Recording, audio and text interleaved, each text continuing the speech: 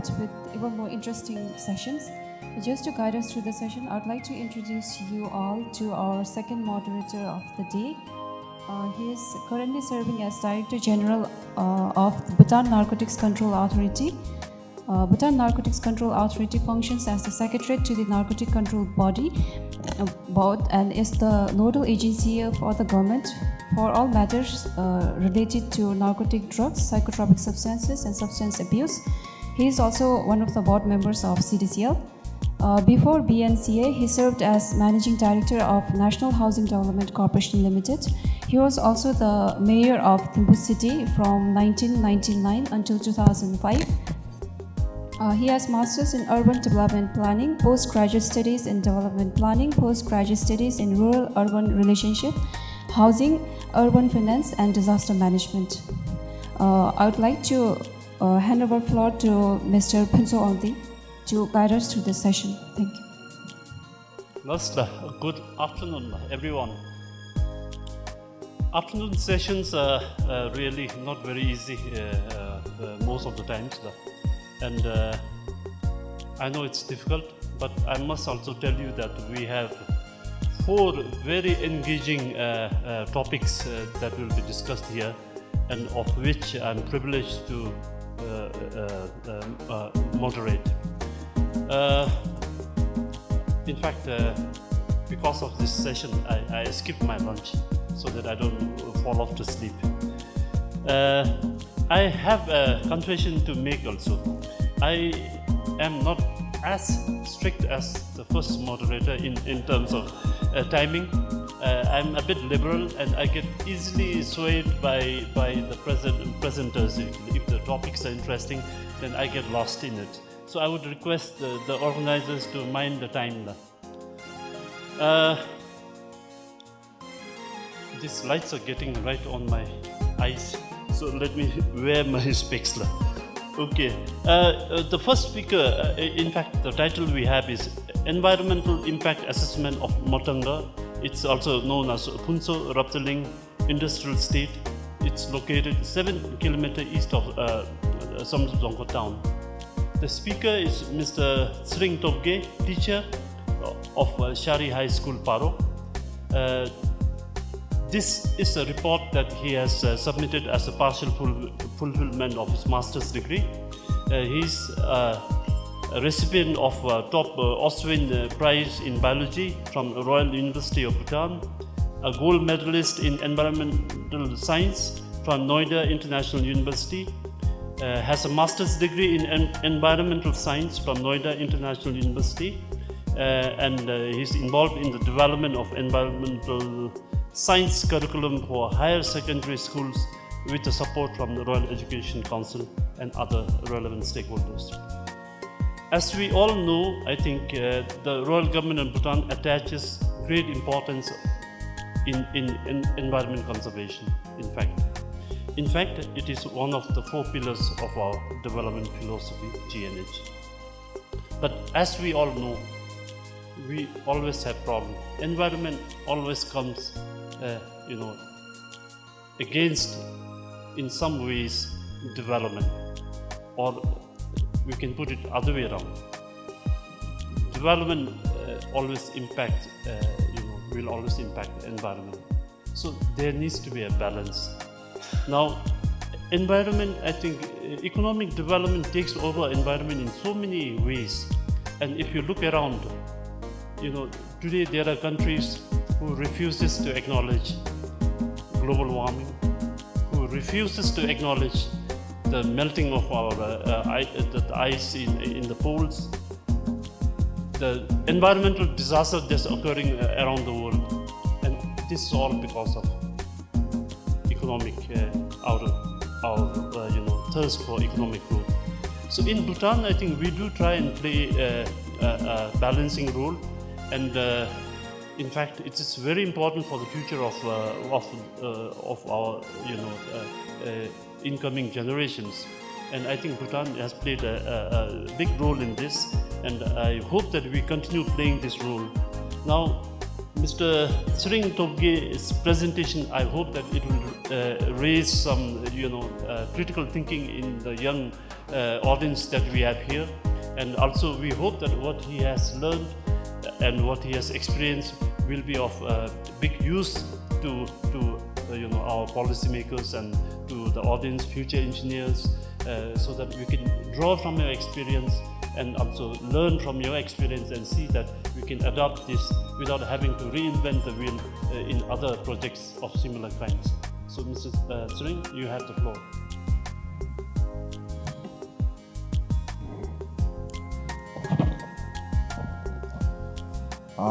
Well, good afternoon everyone, Dashus and distinguished guests. Once again, very good afternoon. As moderator mentioned, I'll be talking on environmental impact assessment. So before that, well, everyone knows our world is getting changed. We are already in fourth industrial revolution, the technological revolution that we are in. And that technological revolution, where it is, it's in our pocket. Every mobile phone that we connect to internet, we are running with internet. That the fourth industrial revolution or its fourth globalizations. Anyway, the most famous person, Klaus Schwab, already mentioned. Why famous? Because he had formed, he is the founder of World Economic Forum.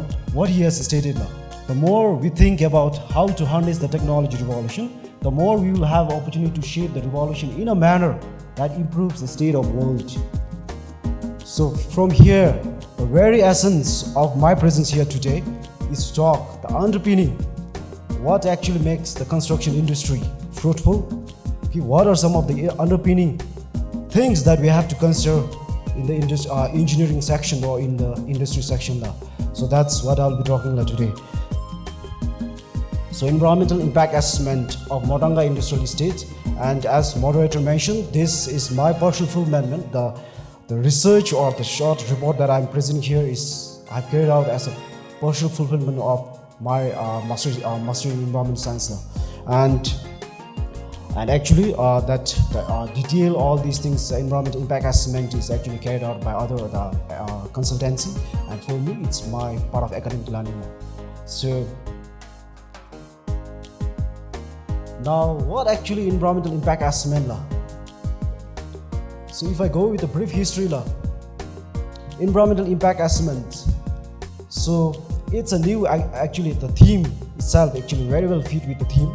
It's a new emerging trend in industry in the construction industry sector, because only around 1960s, I think in the late 1960s, the world have actually began with the environmental impact assessment study.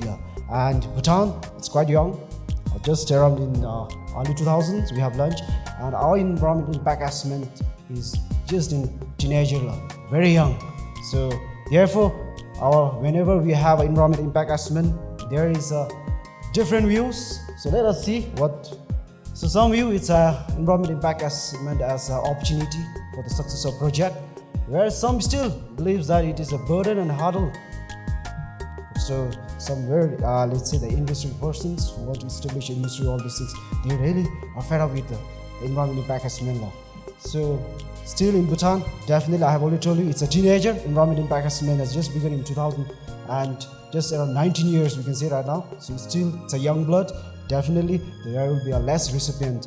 So anyway, to begin to have an environmental impact assessments, there is always inspiration, and everyone knows that environment is very important. And the inspiration, okay, we have, for example, I have already highlighted that development must not take place at the expense of our natural resources. That's a very key point, and it always inspired me to, for example, learn the environment course or environment science. And the last one, as you can see, Bhutan, we always adopt the middle path. So we can go with the development, the construction industry can emerge, but always be reminded, we are following middle path. And I'm very safe to talk here because in the morning already Dashu already mentioned about I'm very safe because when we construct be pride, not about making a profit. So if you want to have a pride to look back, I think if you that's environmental impact assessment or environment, if you take care, I think that will be most enriching one or most pride thing that you will get now. So now what's actually the purpose of EIA? So EIA actually provides, it's a tool actually, the decision makers with information in order to consider the environmental impact of project. So it's actually it's a guiding principle to any project, okay? And I've seen many of the EIA conducted, and most of the EIA conducted in Bhutan, it is done by actually the experts from international experts. And as a young engineers here, definitely you have a lot of scope now. And in the engineering, I have always seen that environmental engineering or environmental in the field of environment related to engineer, there are better scopes. I've seen that. If you think that the civil engineering is packed, electrical engineering is packed, go with the environment engineering now. There are various scopes, I can say now. So what are the benefits of EIA? First thing I've always said, it always saves environment. There is lots of benefit to environment. Then second, economic benefits. So there won't be any loss if we are following the projects, if you are implementing the projects with the guidance of environmental impact assessment. And lastly, we don't want some owner or industrial owner going to or running to the court in between of construction of industry. So environmental impact assessment will save you. So it is actually it will align with the project with the laws and policy. So let's imagine. So before I go with the detailed presentation of the Motanga Industrial Estate, okay, impact. So let's imagine that you all are actually the reviewer, or let's say competent authority, or let's say we are secretariat, where you review the environmental impact assessments. So let's imagine that you take these hot seats to review the environmental impact assessment that I'm providing. So here, so that at last you can say whether you want to approve or disapprove. So let's imagine that you are reviewing that. So EIA process. So since we have a very young engineer here, and definitely you should be knowing that how we conduct EIA. So we have first screening. Any project when we begin, there whether we need EIA or not, that should be considered. So that's a screening. Then we go with the scoping. So scoping, which category the EIA will be falling. We have urban area, we have industrial again. So like this, we have different categories. And similarly, so baseline study is very important. The main crust of the environmental impact assessment is actually the baseline study, and that's what actually I'll be presenting today, like baseline study. And based on the baseline study, what data you are gathering, so you will be predicting the impacts that because of this industry, what will be the impact to the environment or to the socio-economic. And we also have mitigation measures in environmental impact assessment. There should be also some measures to tackle whatever impacts that we have predicted. And finally, monitoring and assessment, very important monitoring and assessment. I have recently, when I reviewed some of the literatures, one of our researchers from Bhutan, he has found out actually monitoring and assessment in our country is very poor, even though there are good numbers of EIA report produced, but at last there is no actually monitoring and assessment done. So that I think we should be taking seriously. So actually in Bhutan, how we do that, actually this is as per the EIA process of that was published in 2012 by NEC. So you can see that first there is a project or proposal, and then it will be screened. You can see the right side that EIA required, so it's copying all this thing as a shared. And finally, you can see the last, the decision making. Decision making will the panelists or the board will either approve or not approve. If it's not approved, then we have to either redesign or resubmit. So again, there should be lots of changes that we need to do. So now for EIA of Motanga Industrial Estate, now what are the objectives? So the main objectives is actually to predict impacts of local environment and resources, and second one is to form a baseline. Okay, what are some of the potential impacts that we'll have from that industry? Then we also need to have a mitigation, as I said to you, and then we have also emphasis on continuation of ecosystem. We don't want to disturb the ecosystem, natural ecosystems. And finally, to develop environmental management plan. So these are some of the objectives of Motanga Industrial Estate.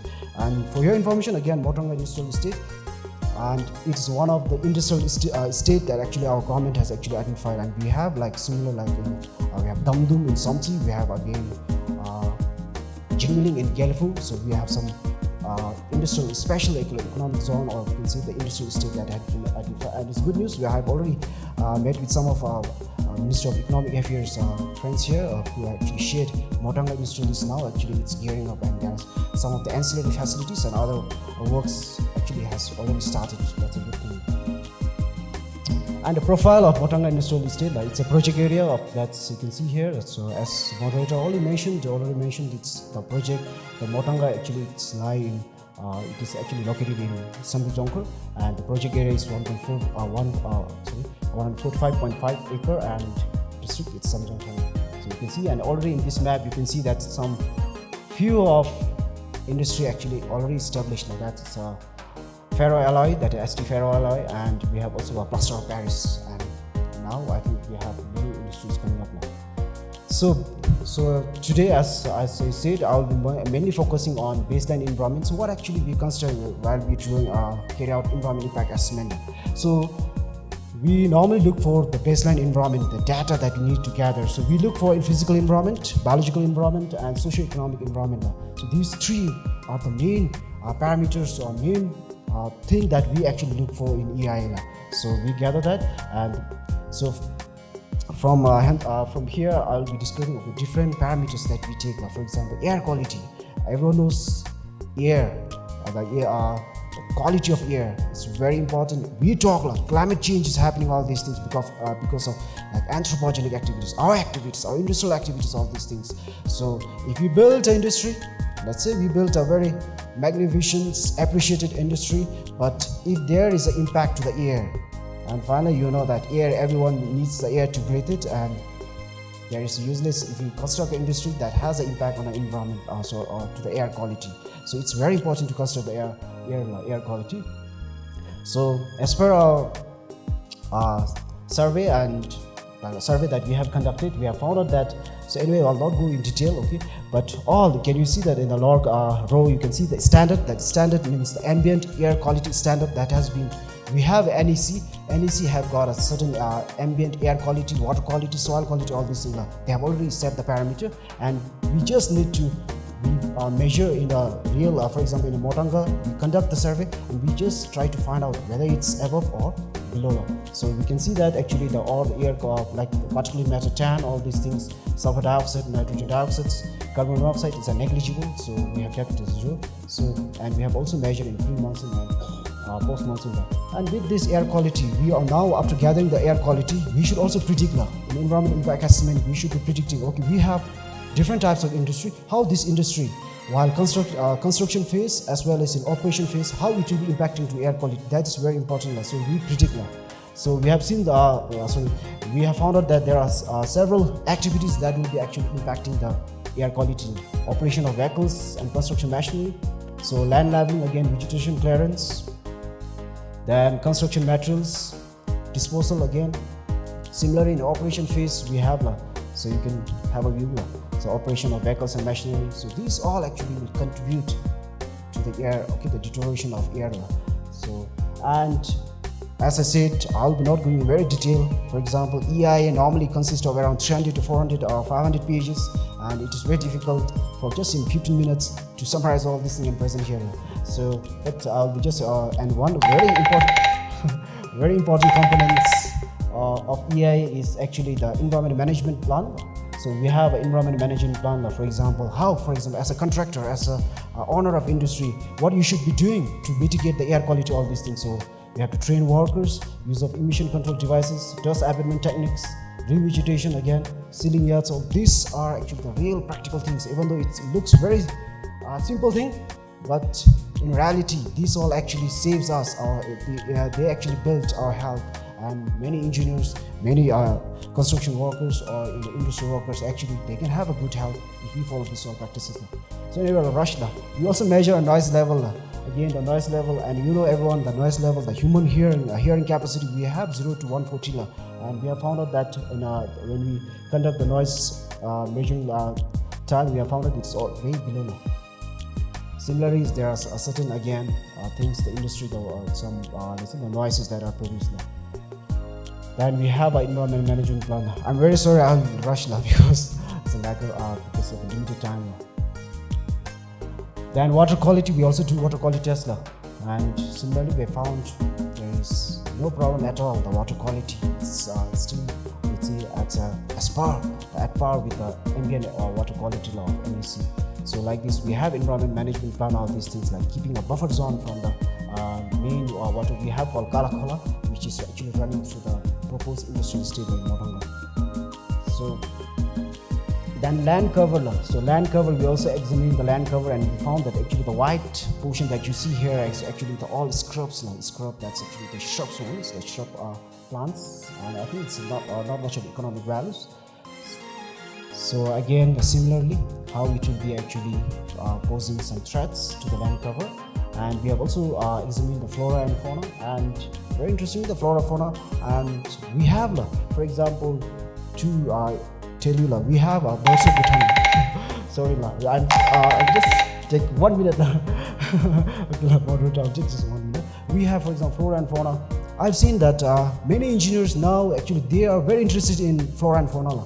We have called a Birds of Bhutan, Bird Life Society. Actually, voluntarily, I also run that. We have, and many engineers actually they are as a member of that Birds of Bhutan. And we have, for example, in Jomozangka, we have one engineer who actually added a new bird species record to Bhutan. And it's a good news. When engineers are really in environmental field, they will definitely have we will have a sustainable environment. That's one good thing.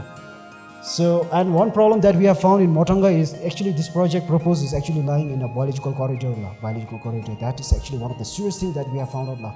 But I don't know how the management might be taking now, because they might have already decided with the ministry.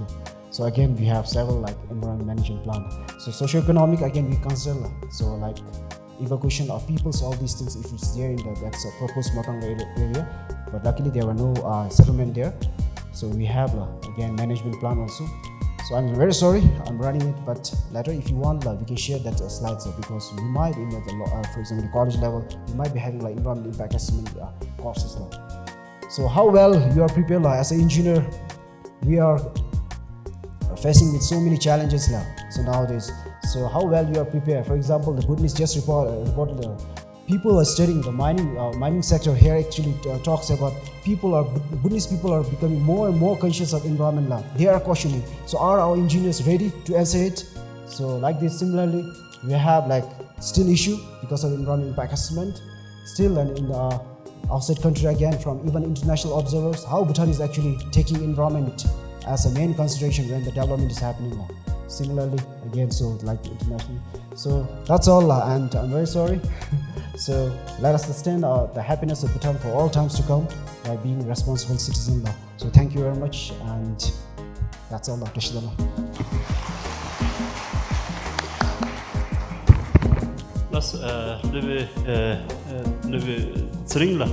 I think you can take a seat here.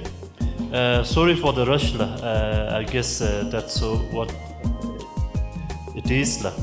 In fact, your presentation brought back memories of my own time when I was a student. I had also undertaken an EA course, and I think it brought back fresh memories. In fact, you have talked in that short time about the process, the benefit, and the implications relating to EIE. Thank you very much, and I hope the young audience here would have taken this to your heart. And I hope that any future projects that you carry out, you will think of it. Thank you. Now, the next presenter, I could be very, very strongly biased.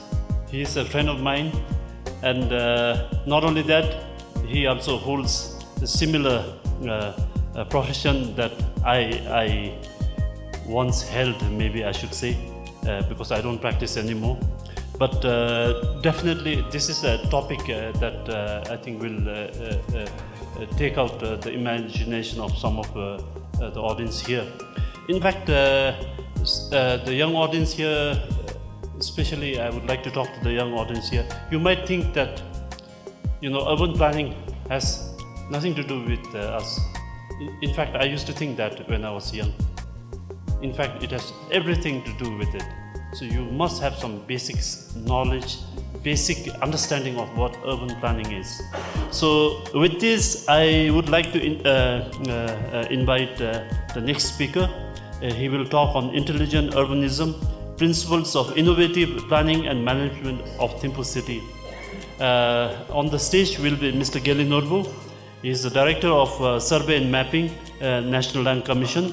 He has worked as the Chief Urban Planner in Thimphu Thomde, as well as in the Ministry of Works and Human Settlement as planner and an architect. He is a Fulbright Fellow at MIT, where he studied a special course in urban and regional studies. He holds a master's degree in urban and regional planning from University of Sydney and B.Arch from National Indian Institute of Technology, Bhopal, India. Urban planning actually has evolved over time from the 60s until now. In the initial stages, planners used to think as a profession, an all-knowing expert. And it used to be the time when the master plans were developed, when physical development was considered to be the most important thing. But over time, I think as the development progressed, the concept has changed. Then they felt that urban planning is no more a physical planning, a physical development. It has a lot of other factors. In fact, it is a combination of many other skills and expertise. So I think it has changed in the 70s, 80s, 90s into what we call a comprehensive planning, where you have a progressive planning style, where you think plan is dynamic and it should change with time and all this. So it's called wherein we kind of came out with ideas of structure plan, action planning and all this. So now I think in the 21st century, planning has again gone a step ahead, and now they look into intelligent urbanism. They look into healthy city. They look into so many other aspects, more on quality of life. So I think to talk more on this, I will invite Mr. Geli Norbu to give his talk here, and I hope that it will generate some interest amongst the participants, amongst the audience. Thank you, Mr. Moderator. Distinguished guests and speakers from India and abroad, my fellow colleagues, urban planners, architects and engineers, the would-be engineers from the colleges of Bhutan, and our colleagues from the private sector. Good afternoon to you all. So before I dwell into the principles of intelligent urbanism, allow me to give you some background at the global level as well as the city level. Okay, up until the 1960s, planning as a profession had a long and commendable history of using visionary ideas that guided the development of towns and cities and regions. And it was a time when the planners and policymakers and decision makers were obsessed with big ideas, and they were busy printing blueprints. Then came a time when they were virtually swept away by the Garden City movement and the concepts such as the new urbanism, smart growth, etc. After 1987, with the Brundtland Report, the idea of sustainable development and environmentalism gained more attention. Nowadays, you hear a lot of jargons such as the safe city, resilient city, the future city, etc., the green city. The intention of my presentation today is to introduce you to the principles of intelligent urbanism, the axioms, the set of axioms that was adopted while drafting the master plan for the capital city of Bhutan. So the master plan period was from 2002 to 2027. So we are almost there, 8 years to reach 2027. Now, to give you a background of the city of Thimphu, well, the first plan was prepared sometime in 1964, which remained unimplemented. Then, the second plan was prepared sometime in 1980s, which guided the growth of the core city area, including some parts of Motitang and Changangkha. And that was the time when the population of the capital city used to be just about 15,000 people. Until then, the valley was underpopulated. The government used incentives to attract investors in land development and construction of buildings. Although the land was given almost literally free, there were few takers on which taxes would be levied. Therefore, at the time of preparing the master plan for capital city 2002 to 27, some of the major observations made was that there was an influx of population with the growth of commerce and expansion of the government. Several plan documents were prepared during that time. There were so many paper studies gathering dust which were not implemented. Many of them were carried out hastily with little data or analysis. Donor-sponsored missions prepared some rapid appraisals during their brief missions. And during this period of neglect, the population rapidly grew, and along with it, construction mushroomed. So, what the Thimphu Structure Plan 2002 to 27 says is that let me read this out. By the time this planning cycle is over in 2027, there will be the valley will be filled with people, and there will be no room left for decisions. There will be no spaces left for choices, for discussions, or for planning. That is it, all or nothing. So, in order to allay this looming disaster, when the master plan was drawn up, a set of principles was adopted, which is called the Principles of Intelligent Urbanism. Next, please. To begin with now, the first principle is the principle of balance with nature. We must understand the difference between utilizing nature and exploiting nature. So long as the nature can research itself each year, so long as the biomass can survive within its own ecological limits, so long as the breeding grounds of the fauna and avifauna are safe, so long as there are trees and the forest coverage is maintained, we are only utilizing nature. But there is a fragile line that we cross over when the fauna that cross-fertilizes the flora, that sustains the soil, which supports the hillsides, is no longer there. When the soil is washed off faster than it can be replaced, when the river silts faster than the currents can wash it clean, when we have to resort to building of artificial walls to contain the edges of the river, then we have destroyed the natural balance. There is this imaginary threshold, a kind of line that we will cross over, from where we cannot come back. At that point of no return, utilization of natural resources will outpace the natural ability of the ecosystem to replenish itself. This is when we are exploiting nature, exploiting our cities, and exploiting ourselves.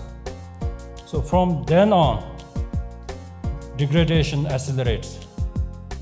deforestation, desertification, erosion, floods, and landslides will incessantly increase.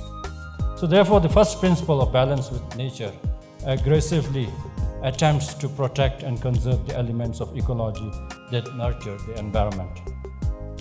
The map you see on the screen is the ecological map of Thimphu, which enumerates flora, fauna, avifauna, the riparian vegetation, even the habitats of the globally endangered bird called wood snipe. The geology and quaternary deposits are also mapped. The forest area, the watershed area, the soil stabilization area are all mapped. And the small image that you see just above that is what the Thimphu plan envisions to have along the river, which is the main spine of the capital city. So the plan envisions that on either side of the river, 30 meters on either side, should be green. And there should be footpaths and jogging tracks, often dotted with picnic spots and other recreational ancillary facilities.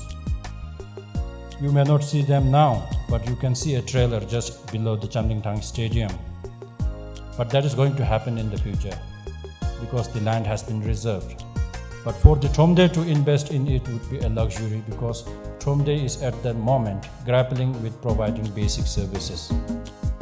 So within this Thimphu Valley, within the 26 square kilometer, there are too many important traditional structures, religious and traditional structures. We have two zongs, the Tachiche zone and the Semtoha zone. We have 25 lagangs. We have 50 chetuns. We have 11 maniwals, which we call the manidangrims.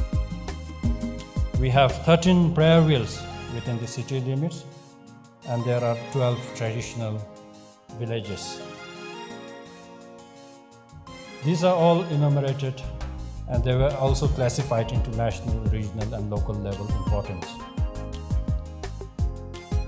The 12 traditional villages as of now are competing with concrete structures coming up just immediately outside them.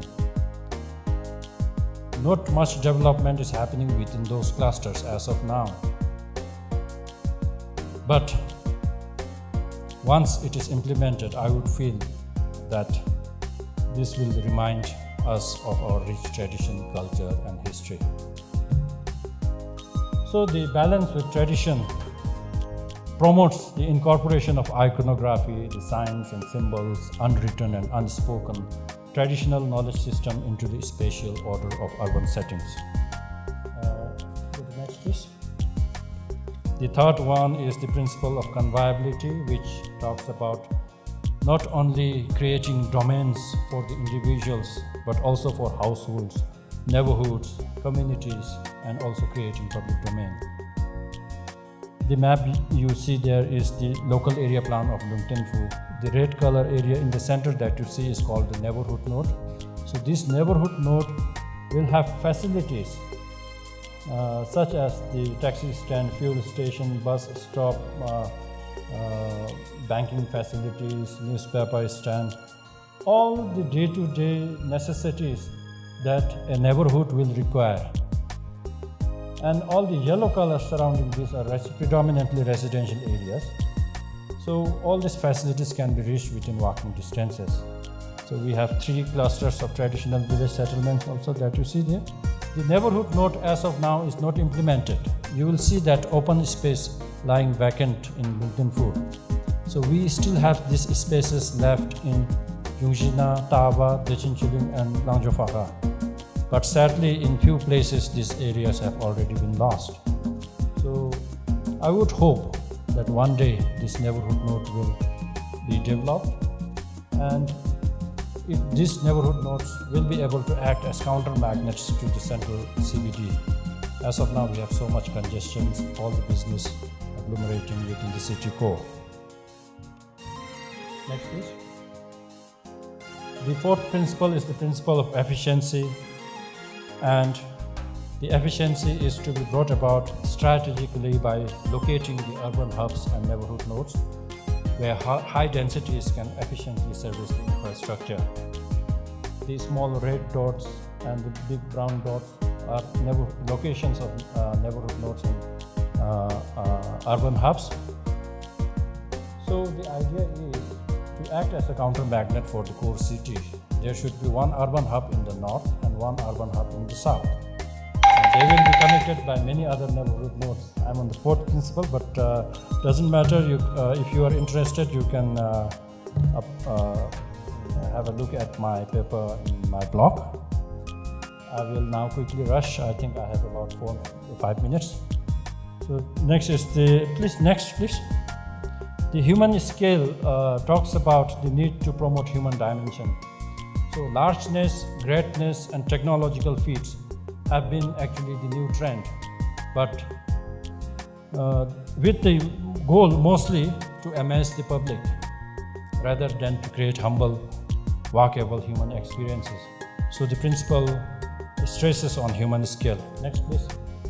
Then we have the principle of opportunity matrix, which attempts to provide opportunities to every individual.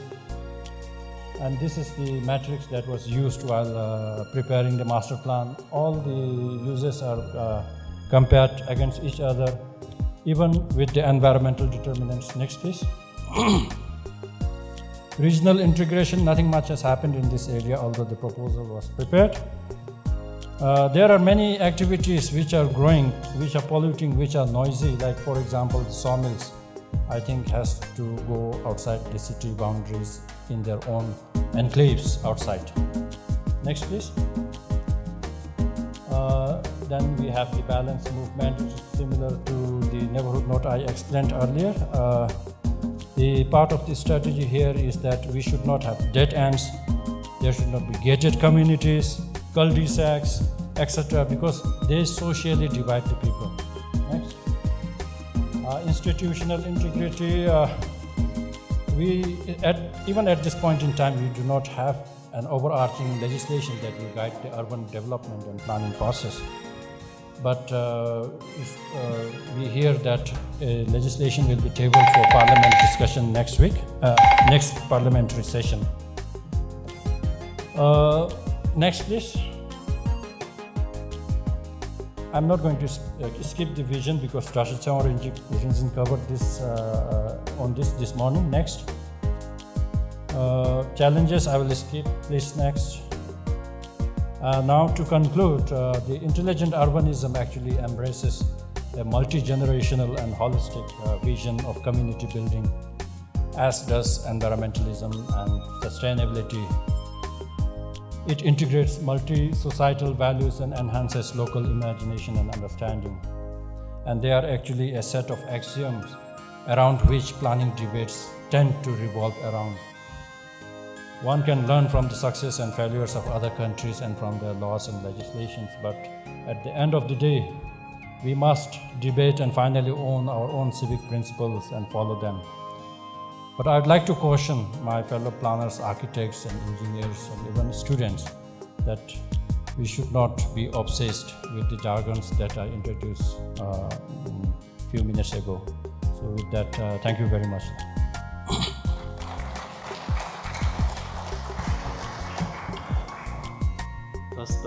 Thank you, Mr. Kelly, for your very succinct presentation.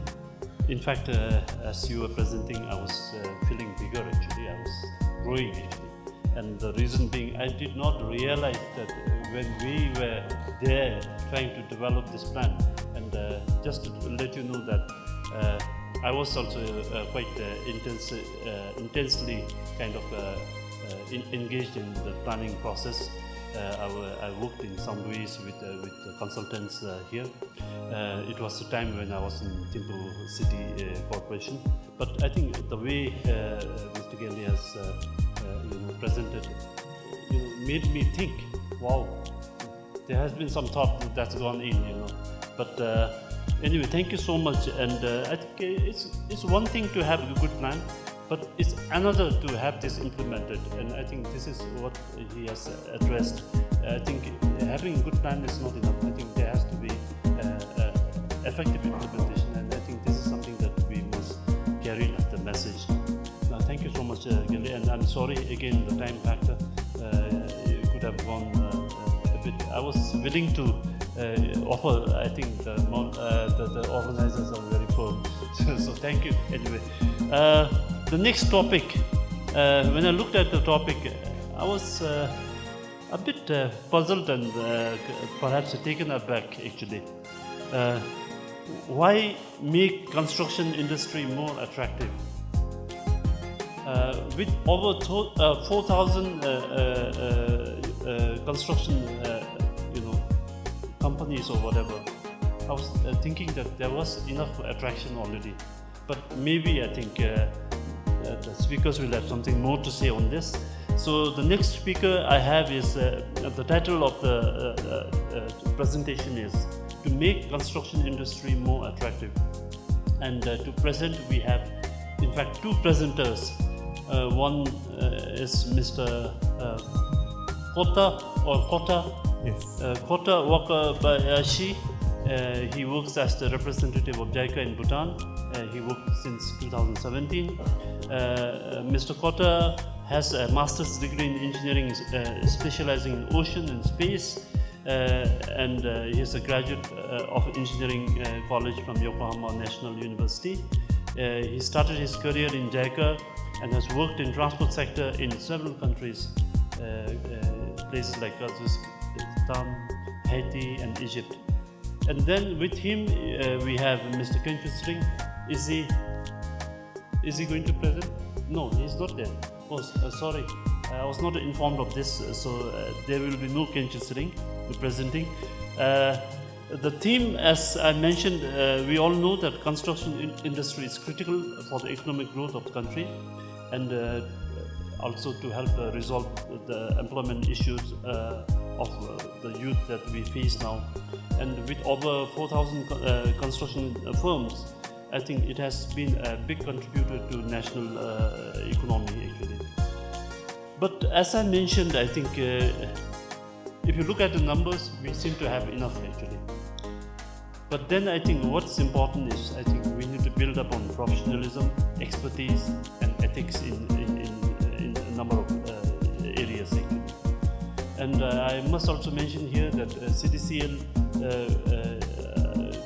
being involved once in the formation of CDCL, the whole objective of CDCL was to promote and to revolutionize construction industry. And I think which they are already doing, taking a dual part, working through examples, So they are already doing it, and I think they are doing it very effectively, of which I am proud to be a board member as well. Now, to take this forward and to get the details, I would now request Mr. Kota to go ahead. Kota in our regional language, it would mean brother, younger brother. So I think you can go ahead. You can be my younger brother. Thank you. Thank you very much, moderator. So maybe I hope to be a younger brother for all of you. And the very good afternoon. That shows distinguished guests and the ladies and gentlemen. Very good afternoon. I'm Kota Wakabayashi. Could you reflect the slide?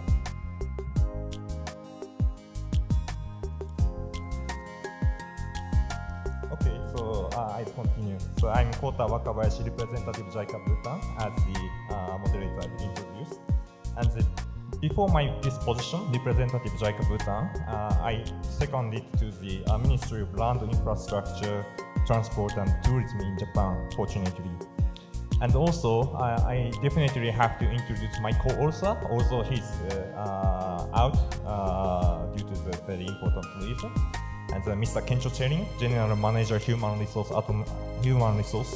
and the Administration at CDCL. And before starting my presentation, actually, I would like to thank especially to the CDCL and without the cooperation of the Bhutanese counterparts, especially CDCL, I couldn't finish writing this paper. So I would like to convey my sincere gratitude to all the counterparts. Okay, so today I have prepared 5 contents. As you see, the first I would like to just brief about the construction industry situation in Bhutan. And then I would like to explain about why we need to improve the image of the construction industry. also, after the explanation of my personal experience in Japan, working in MLIT, and finally, I did introduce one of the good practice of the Japanese ministry, customizing to the Bhutan. So I would like to explain about that results, and then a conclusion. I think as most of you already know that one of the biggest construction sector is one of the biggest sector in Bhutan. I think that there is no doubt about that. And as it is mentioned, that the sector has contributed to around 16% of the GDP and created 2.56 of the total labor force, and that now there are around 4,000 contractors in Bhutan. And I think that this trend will continue in the future decades, since Bhutan is aiming to gratitude LDC categories in 2023. But what is the general image of the construction industry, to be honest? In Japan also, in few decades ago, we had a hard image, like a hard work, dirty, dangerous. We call it in Japanese, kitsui, kitanai, kiken. We call that triple K. And but on the other hand, please see, according to the PHCB, National Census 2017 in Bhutan, Bhutanese unemployment youth ratio is quite high. Although, as I mentioned, just the number of the contractors are huge in Bhutan. Please go next. So please forgive me to change the topics a little. I would like to share some information about the Great East Japan earthquake, which was happened in 2011, March 11th. And as you can see, that at that time, everything, roads, bridges, and other infrastructure has destroyed, and nothing has been left in Japan. And it was a very unfortunate incident, but it was fortunate for me since I could to engage the recovery work in this damaged area. As you can see in the upper photo, actually, so in most of the infrastructures rapidly recovered. But on the other hand, you can see in the below figure, automatically the number of the vehicles, maybe heavy trucks, has dramatically increased comparing the before and after the disaster. This is just one sample, and the monthly average number of the vehicle was just around 600 before the disaster, but just after that, it increased to around 1,500. And what has happened due to such kinds of dramatic increase of the vehicle's volume? Actually, it's a bad influence due to the construction vehicle has happened, like dirty road, very dirty road, and the stepping stones. And what happens? The people living along the construction site said that when the construction work will be finished, I do not like construction work.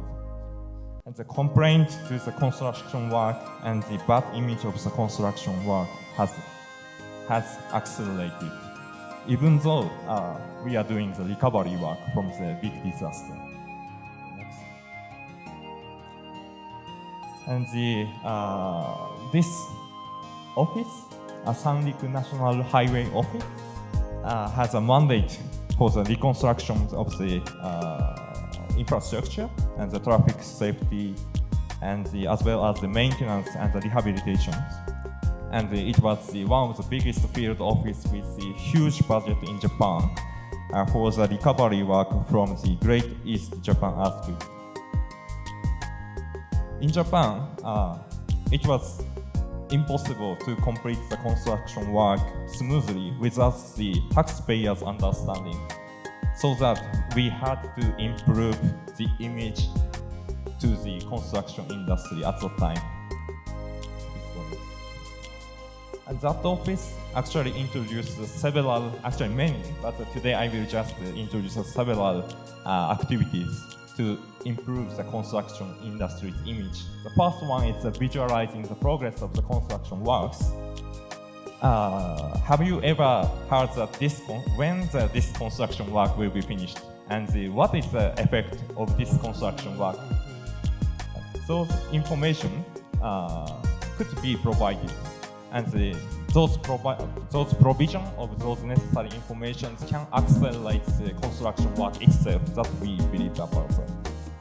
And we established the information center, which is explaining about those necessary information for the taxpayers and the road users. And it was actually established just nearby the supermarket, which the people around the construction works usually commuting every day. Next is the cleaning activities by the consultants and the construction companies. That also really contributed to improve the construction image. This is the manner improvement of dump trucks. I think that some of you had an experience to involve the traffic jam due to some heavy and slow trucks. So MLIT ministry has introduced the overtaking lane as much as possible, and the dump trucks had to be installed the banners which is mentioning about that doing the campaign of mutual concession. Go next. And of course, we had to do the construction work around the schools as well, although it was a little dangerous. So that again, the office had developed the area map for the terrifying moment due to the construction work. And sometimes we held the safety seminar for the school students with local police as well.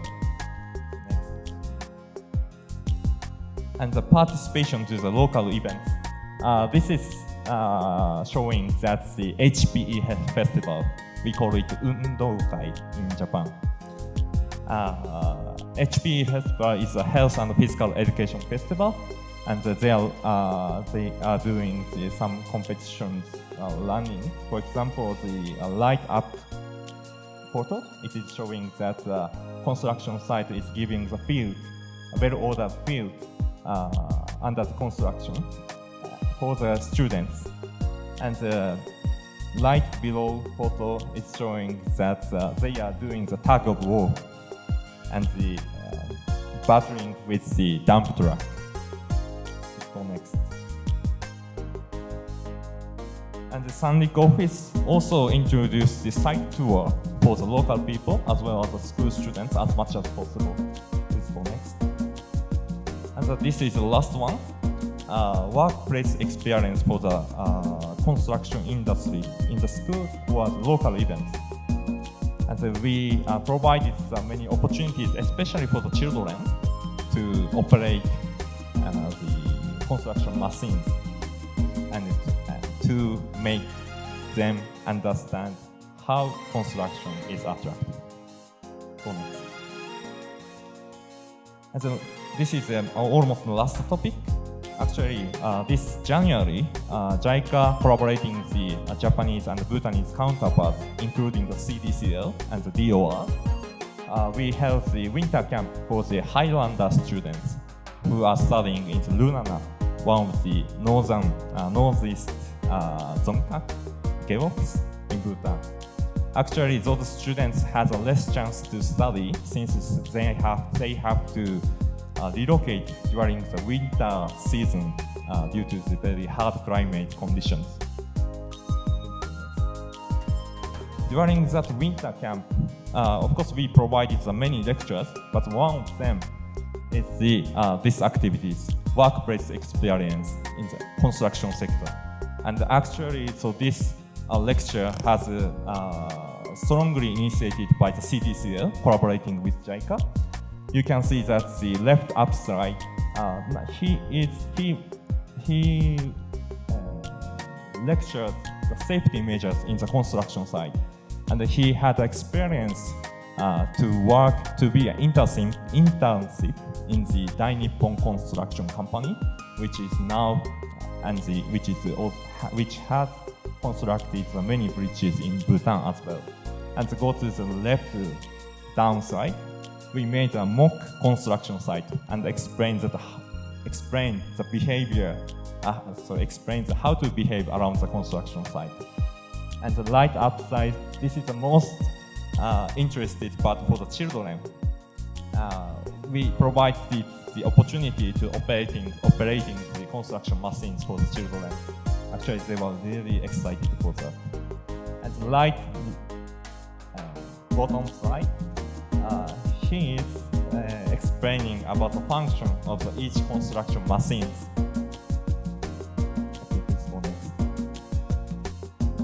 And not only providing the lecture, but also we conducted the questionnaire survey for the participants from the Lunana Primary School students. Actually, we asked the image of the construction industry. The blue one was collected before the program, and the red one is after the program. See, blue one showing that most of the students said only it was dangerous. They had no another words for that, honestly. But after that, what happened? Some positive image, like interesting, clean, safe, has increased. I felt that it was a very huge changes. Although probably this sample is not enough.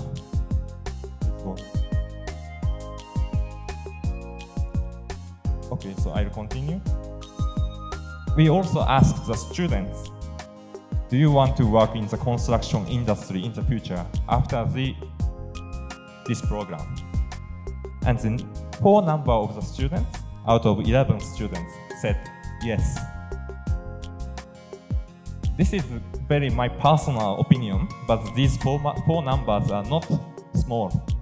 That's what I believe about them. So let me go to the conclusion part. The first one is that, as I mentioned, that construction industry has a huge potential in Bhutan.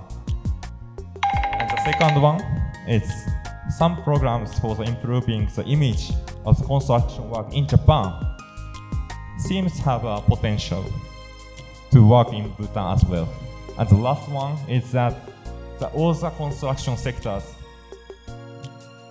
including the government, private companies, CSOs, can do the more effort to provide, to make the construction industry more attractive. So please go next. I hope I have a little time. So this is a photo which I have taken very recently. I think that I have to say that maybe safety measure is not so enough in this photo. But on the other hand, please see, children are gathering automatically around the construction machines, and they looked very happy. That's what I felt about that. I think that we have to growing up those original humans and the children's feelings, and that part is also what we JICA and I myself can contribute to Bhutan. So that's the end of my presentation. Thank you very much.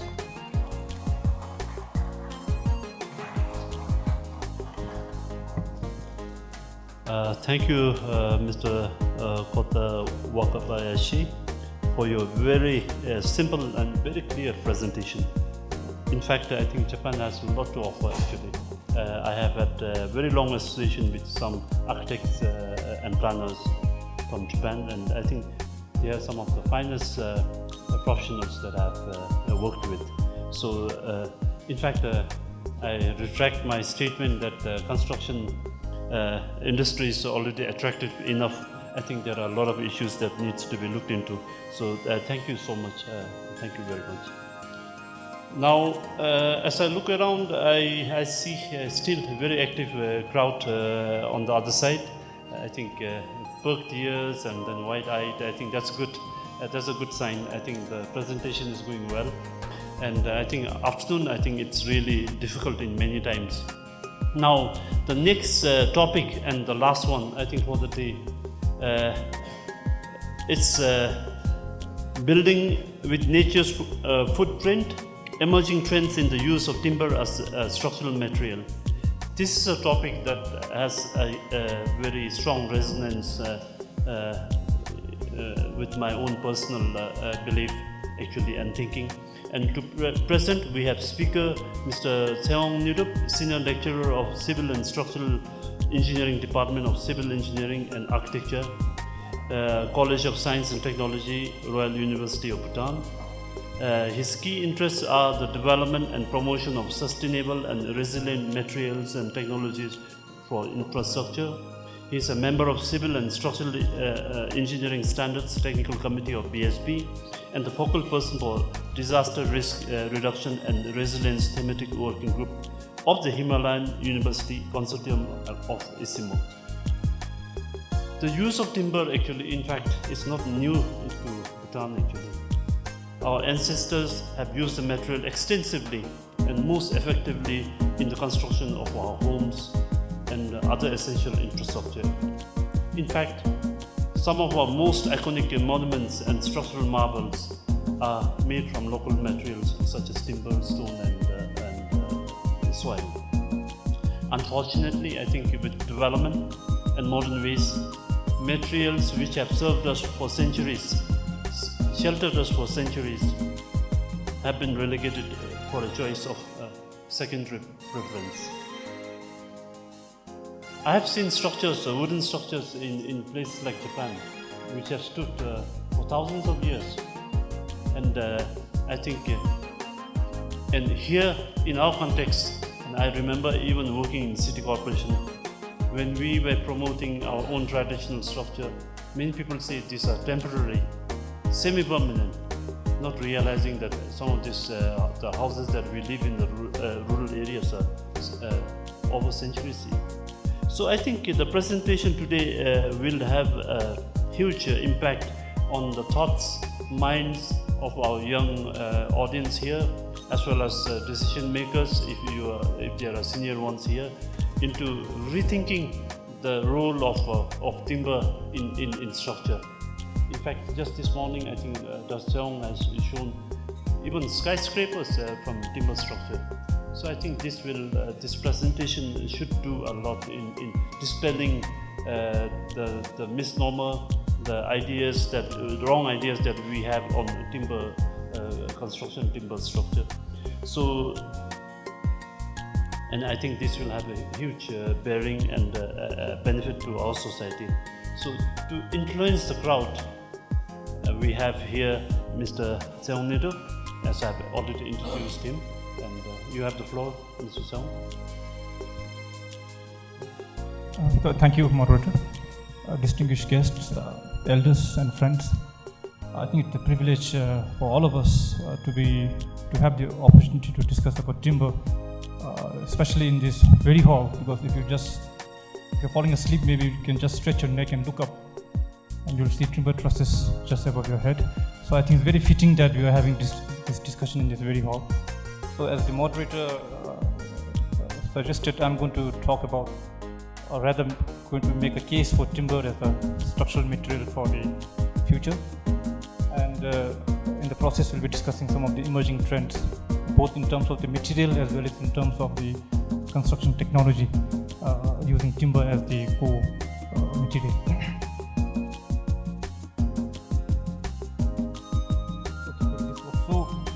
Just to set the tone for the presentation, so have you ever seen this image before? So for the curious type, you might have looked up on a clear winter sky and might have seen this image, right? So this is the picture of our Milky Way, right, our galaxy. And the reason why I show this image is, in our galaxy, there are about 400 billion, right, or 4 trillion stars. So just keep this number in your mind. And the next one is the image of a forest on Earth. And on that we have almost 1,000 times more trees trees on earth, right? And of that, about 8 billion trees are supposed to be in our country, in Bhutan, right, as per the recent survey done by the Department of Forest. So just some more numbers to set the tone. So by the year 2050, there will be about 9.7 billion people. And of that, 3 billion people will need a home, right? And as per some estimate, about 1,100 homes needs to be built every day, right, to meet the housing demand for this burgeoning world population. So then, what's the ecological footprint, right? What's the environmental impact of our building industry? Right? So no KCCA is very harmful, right? So it's responsible for almost about 40% of all this different harmful impact on the environment. So it's like so what is the main reason for that? Right? So it's primarily because of our heavy reliance on concrete and steel. Right? So the one on the right is the global number, and one on the left is the amount of steel and concrete consumed in Bhutan, right, in the year 2018. So because of the heavy reliance on these two materials, so it's like we are stuck with Sophie's choice. Right? So do we protect the environment and forgo the house, right, shelter, or make a house and then jeopardize our own future? Right? It's like a clash between our housing need and climate change. So fortunately enough, there is a solution, right? And the solution is wood. It's a timber. My proposal here today is, right, it will not be Sophie's choice. We can have our home and we can also protect the environment, right? So the solution is in the wood. So why timber, right? So just to not really go into the detail, it's like I'll make 5 different cases for why timber is the material for the future. So there's the efficiency case, there's the energy case, the well-being case, the environmental case, of course, and the economic case, right, the cost case. So first, just to briefly talk about the efficiency case, right? So forget all the other numbers, just think that bigger the number, the better it is as a material, right? So for a structural engineer who is designing a building or a structure, he's not really concerned about how strong the material looks at first glance, right? So you're more interested in trying to see how heavy it is and how strong it is. So how much weight you have to, price for weight you have to pay to get a certain amount of strength. So that's why we take the weight to strength ratio or strength to weight ratio. So when you put that into this perspective, so in the beginning wood is very poor, like only 14,000, compared to steel about 10,000. But as you really compare them in terms of their efficiency as a structural material, you can see timber is not only as efficient as steel and concrete, but in some cases it's even more efficient, right? Almost about 7 times more efficient than steel as a structural material. So that's the structural case or the efficiency case. The only comparable material that we have, artificial man-made material, are carbon composites. Right? So the carbon composites are almost as efficient as steel. You can see 48 and almost 29, almost comparable in numbers. Next slide. But then this brings us to the energy case. Right? So we have seen that carbon composites are almost as equally efficient as timber. But then look at the energy price you have to pay to manufacture carbon composites. So if you have to expend 1 unit of energy to make a certain section of structural element from timber or steel, you only need to put in about 0.2% of the same amount of energy to make the same section out of timber. And then think of what the carbon composite would need. It needs about 17 times more energy to make the same section. So therein lies the energy case for timber. So therefore, what pays off is not really fibers or compactness, right? It's mostly about being porous and light.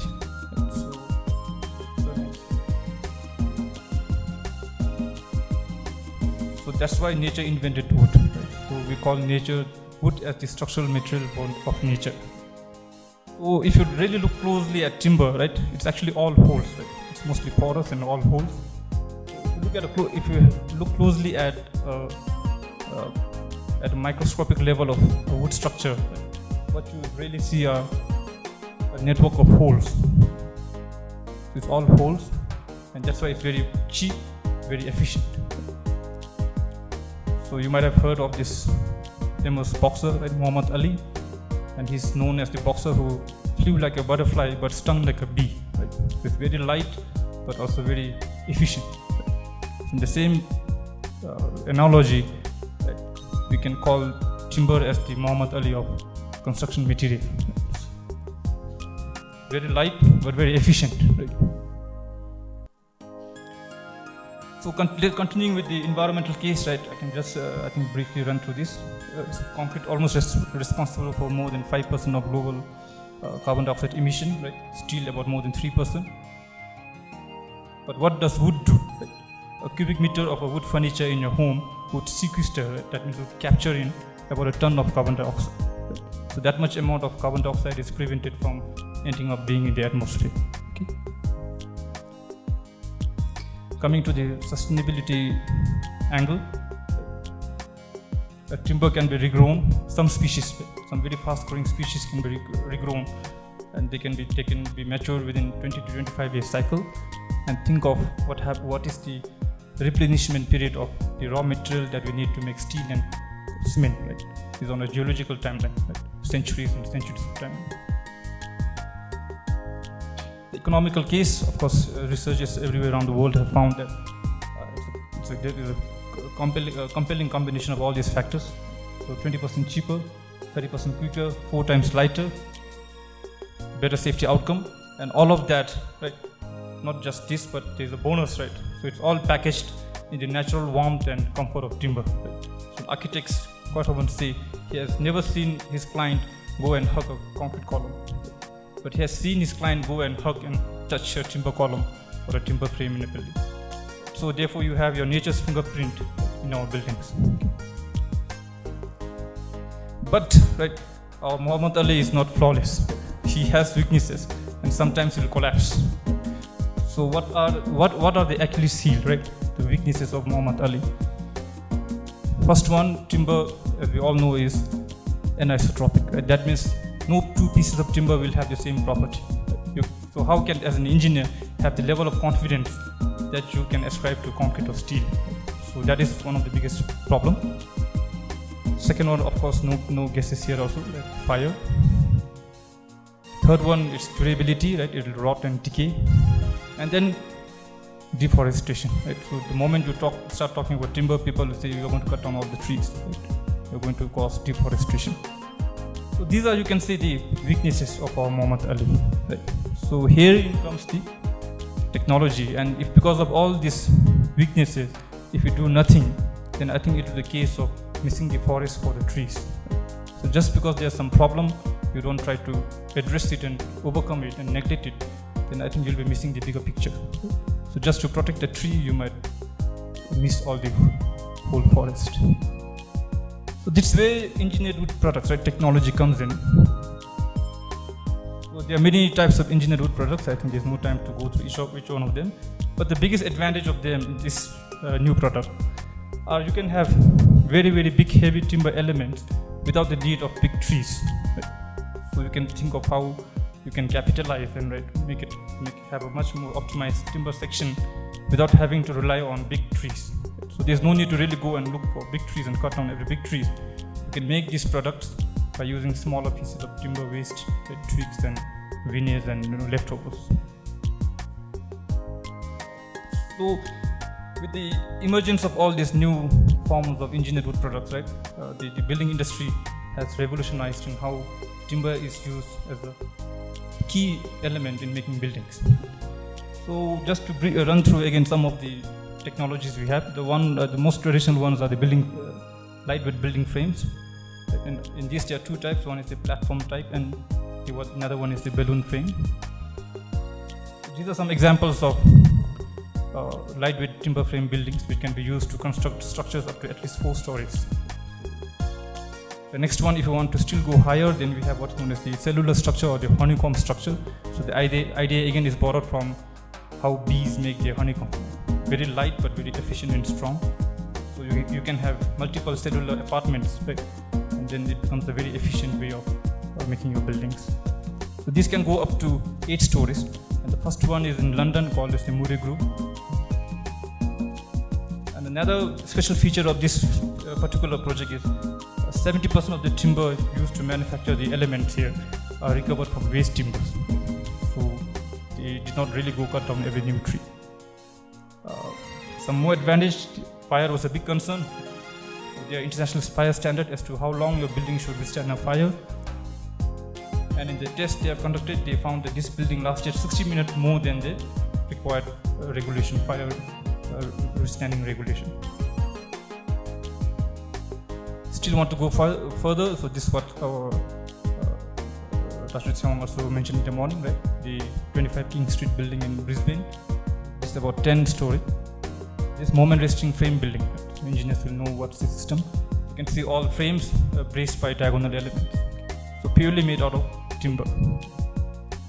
Still thinking of going up further, then you have the 18-story student hostel in Canada. So this is not really purely timber, but this is hybrid. So they are concrete and timber element hybrid. Recently constructed in Norway, known as the Mojasa Tower. It's about 18-story, 81 meters high. This is truss and frame system. So these are different variations of technology you can have by utilizing all these new engineered timber products to make your buildings. A very interesting technology we also have is what's known as press lime. So just as we can pre-stress concrete, we can also apply the same technology in timber, right? And very useful especially for buildings in earthquake-prone regions, right? So you can minimize the damage. So earthquake, the focus is always on saving life, right? But after the lives are saved, then what's the cost of recovery of all the infrastructure? So having something like this will really minimize the damage your building will suffer. And then pre-stress technology is also very much applicable in timber structures. So this is an example of a pre-stress timber building in New Zealand. Now what's the future looks like, right? So the future is the architects and engineers are also thinking of going even much further up higher, 30 stories. Right? So the approach they want to use is what's known as the FFTT, the component of this technology called FFTT. So, finding the forest through the trees, I think something like that he calls it. So with this technology, they're already planning and working on the design and detailing drawing of making buildings as high as 30 stories. So as the moderator mentioned, timber technology is not new, right? The pagoda temple in Japan has withstood so many centuries of weather elements, earthquakes, typhoons. And the future, they still want to go about 300 meters high. So this Oak Wood Tower on the paper right now will be 300 meters tall once it's completed. So in Bhutan too, we are not strangers to timber technology, right? We are very much used to the use of timber as our building material. So just to say that it's not something new, we already have local and indigenous know-how to work and deal with this material. So just to summarize and finish my talk here. So what's the scope in Bhutan? So this is a brief study I've done. And to summarize everything, it seems that we have enough trees because our forest cover is 60% is mandated by the constitution, but we have as of now 71%. So hypothetically, if you say we want to go and harvest the 11% in axis, so it seems that in that 11% extra has enough volume of timber to meet the housing demand for the population that we will have in the year 2050. Okay. So if you do that and make all the buildings in timber, then we will be removing 22,000 some metric ton of carbon dioxide ending up in the air, and that will be equivalent to removing this many number of cars from the road for a year. Okay. So this is the environmental impact of building. But these are all on paper and theory, right? So how do we really make this something from a theory to a reality? So many things needs to be in place. First one, we need some not go cutting down every tree. We need some sustainable forest management practices. We need to also improve our timber industry. Right now it's full of wastage. We need to improve the engineering standard. The only engineering standard that I've seen so far is a document prepared by our Indian consultant in 1984. And after that, there was no research or publication on timber. we need to improve our manpower and skills, right? How to operate the machines, work with the new technology, and then of course research and development. Maybe I can skip this. So it's time that we need to rethink the need, the scale, the design, and the choice of the material with which we make our infrastructure. So technology is what will make it possible, but what kind of technology? So now we have to change from the technology of consumption to the technology of conservation. So maybe this is what's meant by Buddhist economics, not consumption economics, but a Buddhist way of doing your economics. So we can draw some inspiration in our move towards such a future. So I think 5 key stages in the life in the life of Buddha, I think will give us enough motivation in our march towards having a future with timber. So the first one is, as we know, Buddha was born under a tree. At the age of 5, he meditated. He had his first meditation practice under a tree. He attained enlightenment under a tree. Gave his first sermon under a tree. Passed away under a tree. So is there a running theme here? I think you notice. Right? So sure enough, researchers in Australia and Canada found out that the visual presence of wood indoors has significantly reduced the stress level in the occupant. Right? So that's the well-being case. Right? So with this, I would like to end my presentation. So with this quote, so someone is sitting in a shade because somebody has planted a tree a long time ago. Thank you.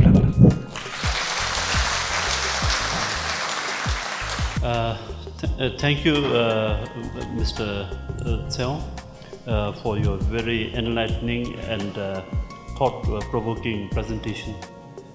I hope the presentation here would have, changed the perspectives and thoughts of our young engineers, architects, planners into relegating timber as a secondary choice. I think timber has a lot of potential, and I think we must explore Sichuan.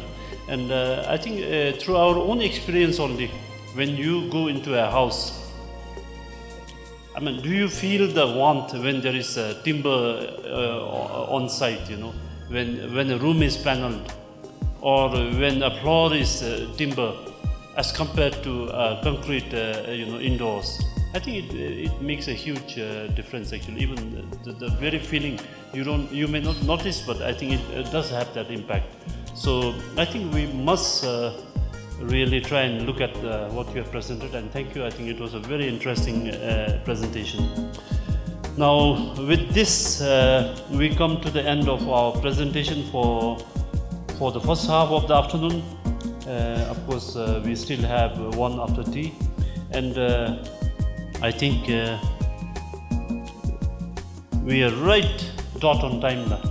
So we will now open for question and answer session.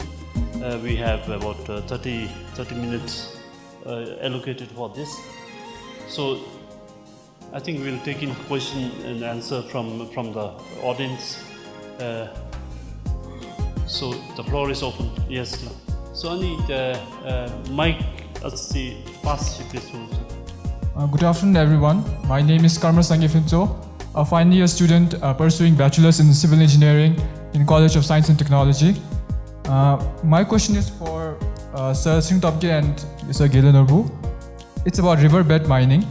Do you think due to excessive riverbed mining, that is excavation of boulders, rocks, sands, that is currently happening in Amochu region in Phinsuling, which is being exported to Bangladesh, do you think there might be upcoming issues in the future in the upper side of the valley due to rapid erosion of riverbanks? Like, I feel because of excessive excavation, the depth of river could increase and therefore increasing the velocity of river at the upper course of the river. So for example, a possible issue can be erosion of timely erosion of base foundation of the Amochu bridge between Phinsuling and Samtsi. So, and also as Sir Gelenurbu mentioned, soil can be washed off before it can be replaced, affecting the floral life. So is it a problem we should be worried about, or there's nothing to be worried about? And there is also another question for Mr. Kota Wakabayashi.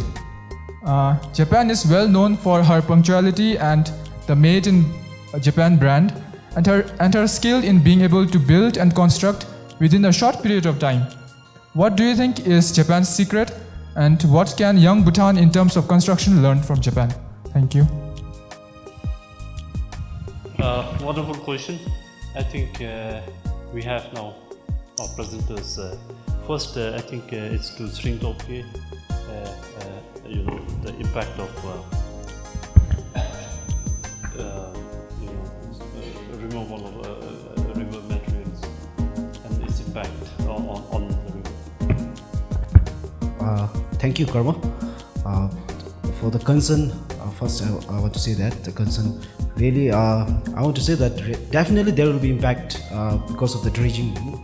Recently, lots of activity like in winter. Probably, if you go to Phinsiling, you might see that in Amuch region, lots of sand dredging, and that's the stone dredging is happening now. Definitely, and I have recently viewed what actually the CTCL actually have conducted the EI report of Phinsiling town development, and I have seen that actually they have various studies actually conducted, but I'm quite worried about the flora and fauna, especially being loved in birds. I'm concerned of birds actually in the Amochu region. Still there are lots of disturbance, even though we might see it's a minimal disturbance right now, for example like stone dredging, all these things, but definitely the aquatic systems and also the aquatic ecosystem and also the other terrestrial living like birds, all these things are definitely they are threatened. What we see earlier used to, now it's declining. On top of that, definitely the upper side, we can say the upper stream, or let's say the erosion, all these things, Phinsiling, definitely you can see lots of activities happening, and this year lots of flood. I still always used to connect, for example when the east-west road widening happened back in around 2-3 years, we had a lots of, even in the Serpong, the flooded. You might have seen that flooding, all this happened. Probably we can also link whenever such activities happen, definitely our soils, all these things are getting loosened, and definitely there will be impact. That's all from my side. If you can add on it or have other views. Okay, thank you very much. Your question was, do you think it is a concern? Yes, I think. But let me give you an example and take you to a similar example in Maukola. I heard a story from the Mandal. So Mandal means Gab Imewa Hemagi. That there was a time when you were not able to see the river Maukola. It used to meander within the forest. But now the river bed has increased to more than 1 kilometer. So could be because of activities happening in the watershed regions up there. So in my presentation I mentioned that utilization of nature and exploitation of nature. We have to understand that. I think in this case, a management of watershed is important. Thank you. Thank you. Thank you, Gillen. Okay. The question was yes, I think more or less answered. Of course, solution there hasn't been much, but maybe if you have any idea, I think it might help the young person who has been asking question. That's one, and not taking too long a time so that others have this opportunity. If there's any view that from your side, if you want to, what would be the solution actually? Okay, one solution could be, as Sir shared, watershed management will be one of the key important for this. The watershed management, actually the Department of Forest and Park Service, we have in that department we have watershed management, they have separate department. So I feel that if you manage the proper, if you manage your watershed in that area, Phinsiling area, then I think we can probably, even though if that dredging happens in the river bed, just near the river, let's say in the river bank, probably we can save the upper streams or let's say the upper village. So I think best will be the watershed management, like stormwater management, all these things. If we apply that will save. Of course, my own thought is that sometimes we have the cart before the horse. So, but anyway, that's happened. So Now the third question, I think he has asked 3 questions. One, if you can spill out the secret of how Japan is managing its construction activities. Thank you very much. Maybe I can say that. Thank you very much, another Kota. And actually, I think your question is very simple, but it was very hard to me, and I'm wondering how to answer to you. But in my personal view, as you mentioned, that of course Japan has a good technology, and maybe with much funds. But what I felt, based on my experience working with the Ministry of Transport in Japan, is that maybe before introducing those kinds of technology, I think that we can do something about the accountability. And that is also which I explained in my presentations. And maybe with the necessary accountability, even without the high technology, maybe we can do the construction work very smoothly. That is what I believe about that. And as for the technology, now JICA is working especially with the Ministry of Works and Human Settlements in the field of the bridge construction, maintenance, and the slope disaster countermeasures or something like that. And we are also holding many seminars to learn about the technology, including not only the high technology, but also the I can say not so high, but the necessary technology and the basic knowledges. In case if you are very interested, please contact me anytime, and maybe we can sit together and consider what we can do together. Okay, thank you very much. Thank you so much, Ms. Kota. Thank you for your to other Kota. Okay. Of course, I think this is something that he has offered his support, and I think we should take advantage of it. Thank you so much. Of course, my own view here is that I think over the years, as I've been working in civil service for a long time, I think what's important, first and foremost, I think professionalism, it has to be there. That's one. Even in construction industry, wherever. And then I think that element of honesty, sincerity, I think this is what I think Japanese contractors have. I've seen some of the contractors in Japan. Once they make a commitment that they're going to offer a product at such rate, at such quality, even if they run out of funds to provide that quality, they will do it. They will provide you the quality, not the profit that they are looking at. So I think that is the difference. I think this is something that we all can take from Japan actually. Thank you. We still have some time. I think we still have 15 minutes or more. I think we'll take in some more questions. Yes, please.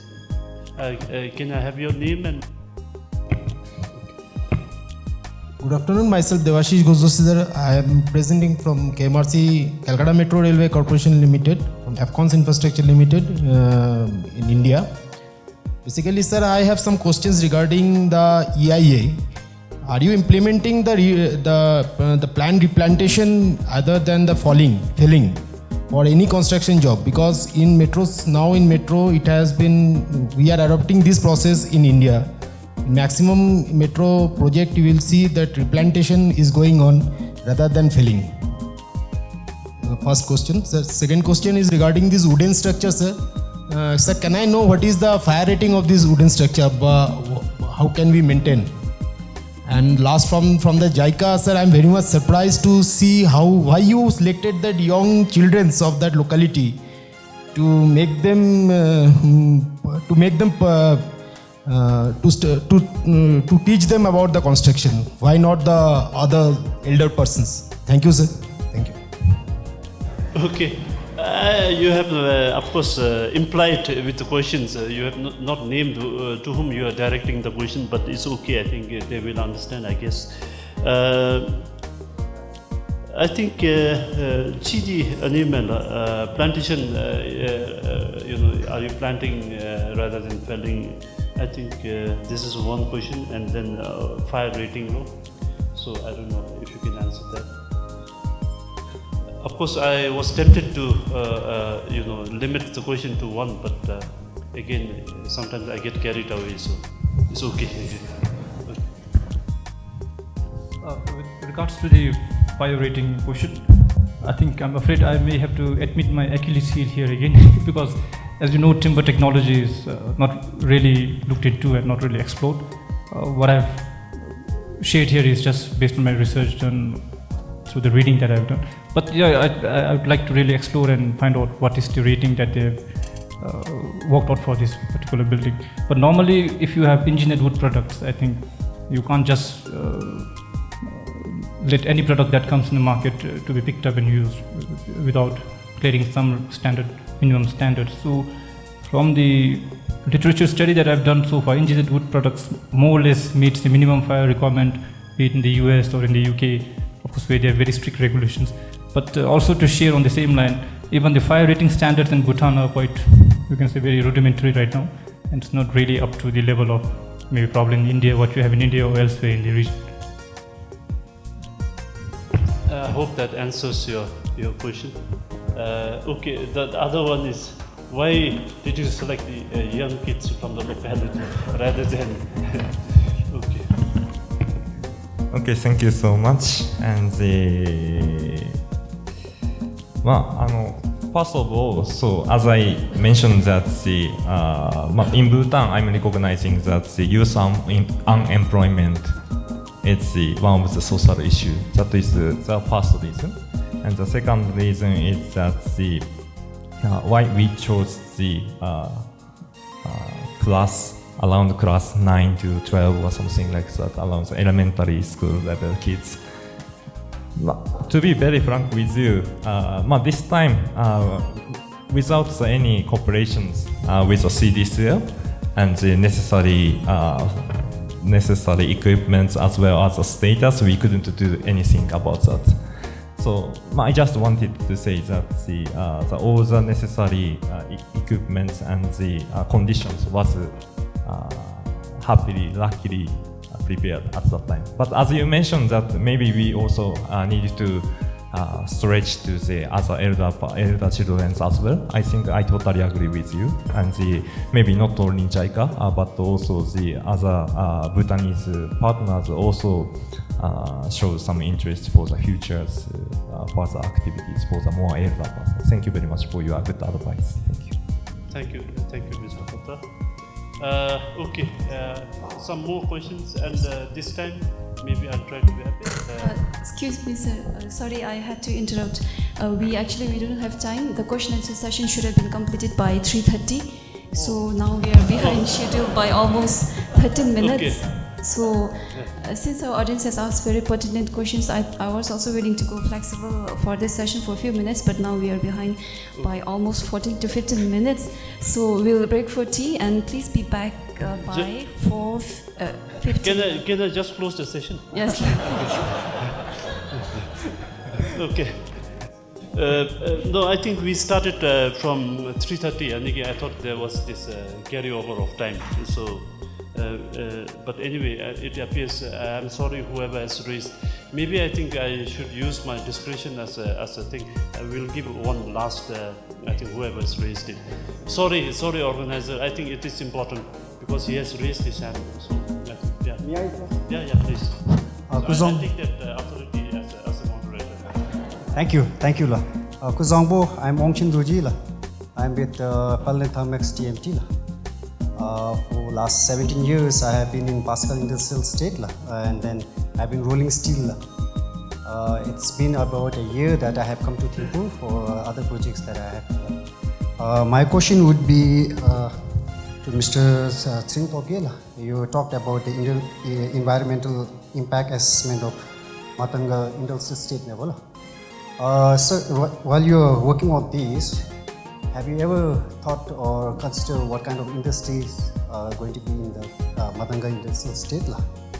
And then the other question is, have you considered the space, individual space that each industry or anything should have The other one is, have you ever done in your environmental impact assessment, have you included the basic facilities like the light, the water supply?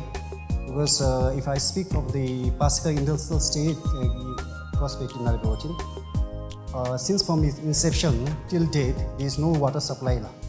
So now the question sometimes what happens is you are asked to maintain certain hygiene level in and around, and then when you don't have the water to maintain certain things, then the second options the people down there have opted is to bore from the riverbed.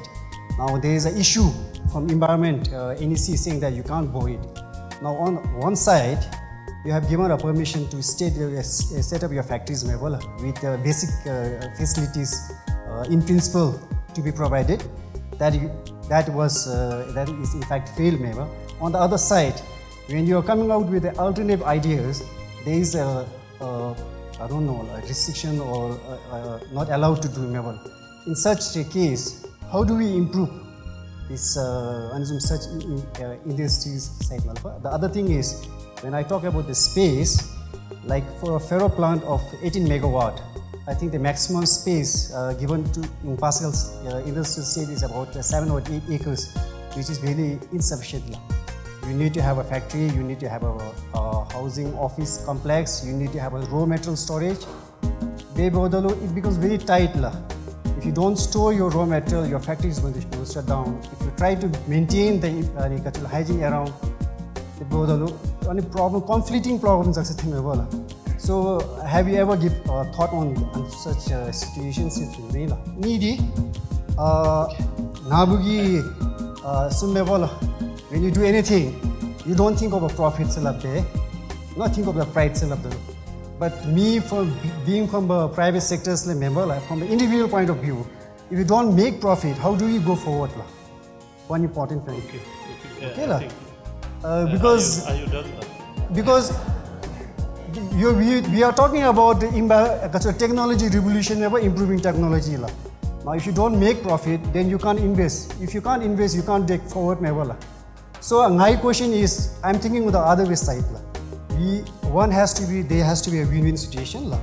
So if like for instance, in Thimphu there are about 200 buildings coming up. Now, from what I know is each plot owner is a builder himself. So what happens is now where is the question of environment or technology going to improve? Because for him the cost is a big factor.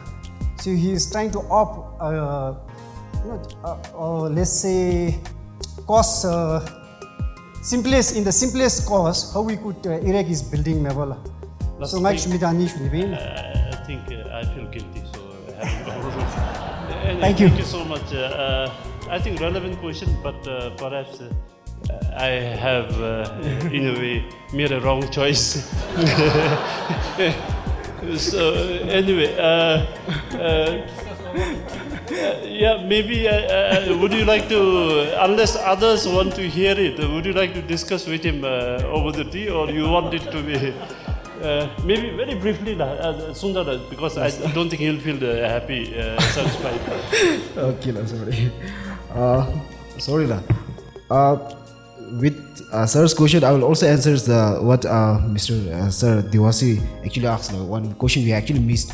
Are we doing a replanting? Yes, we do. In EIA, we do. We recommend any contractor or any implementer industry, we recommend them to replant. Any plant they fell, they should replant. And indeed, in Motanga, we have a tree that's a teak tree. We have already assigned that. We have already recommended in a EIA that group of tree, please. We have recommended that not to fell it. And also in the industrial area, we recommend of maintaining a green belt zone. That's a mandatory. So we have already recommended. And with the sir's question, there are a long list of questions. So yes, definitely in Motanga there will be a mixture of industry. As per the DHI infra, as per their plan, I've viewed their plan, and I've seen that there's already it is planned by them. I've just conducted the year only. So as per their plan, there will be a mixture of industry, and that some will be of large scale industry, and we have medium scale industry, and we have actually a small scale industry. Actually, we are 20 industry, 20 industry which will be of mixture. So, and space, regarding space, I'm very sorry, space actually I haven't looked upon that, but definitely because DHI already they have worked out and they have a master plan for what type of industry will be located and all they have space land. And it's a grief concern. I think that if there is anyone here for DHI or Ministry of Economic Affairs, please consider what sir has actually mentioned, because there are lots of problems as sir mentioned in the space. And third question is regarding facilities. Definitely in the EIA we have recommended so many facilities like water supply. Sir was actually mentioning in Pasaka how the water shortage is given. In Modanga Industrial Estate, water, we have already identified that upper stream there is a Kalakola, near that again another stream is there. So we have already the potable water source we have already identified, and we have also seen about the electricity already we have in the substation in Modanga, and there is just need of upgradation. So facilities, regarding facility, it is all included, and I hope that unlike Pasaka, all these things may not be have followed the EIA, all these things, because EIA, as I said, it is a very young right now in Bhutan.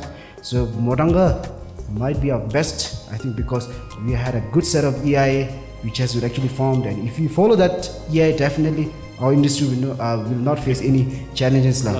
And one last, sorry, as a pride and profit, sir has mentioned actually that yes, definitely we are any industry, but when we speak right now, definitely as a private, for example, if I own an industry, I will look for a profit. But as to get a pride, I think if possible, our industry owners should always use some efficient technology, which is actually the environment friendly technology. If you use it, definitely there is a pride. So that's all. Thank you, moderator. Sorry for rushing. I feel a bit guilty and I feel a bit bad.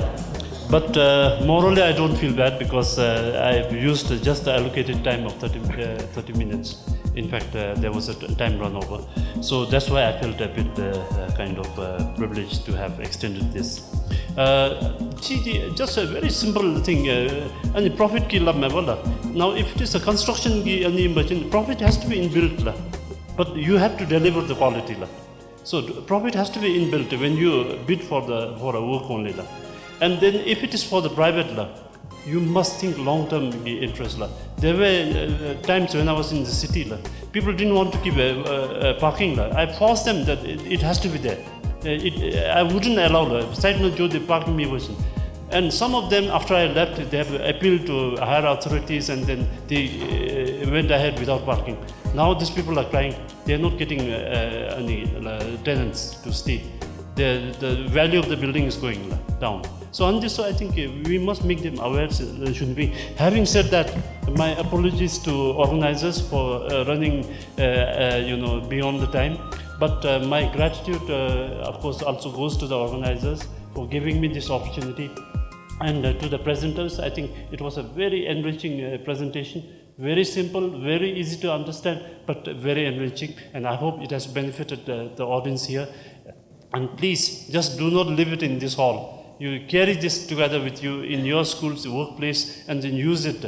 I think there are some very good, ideas and thoughts that have come out from this presentation. So thank you once again, and again, my sorry organizers. I hope that you don't mind. You forgive me. I think there's a lot to learn, and I have already warned you beginning of my talk that I am a bit liberal in timing. So I hope I lived by my word, actually.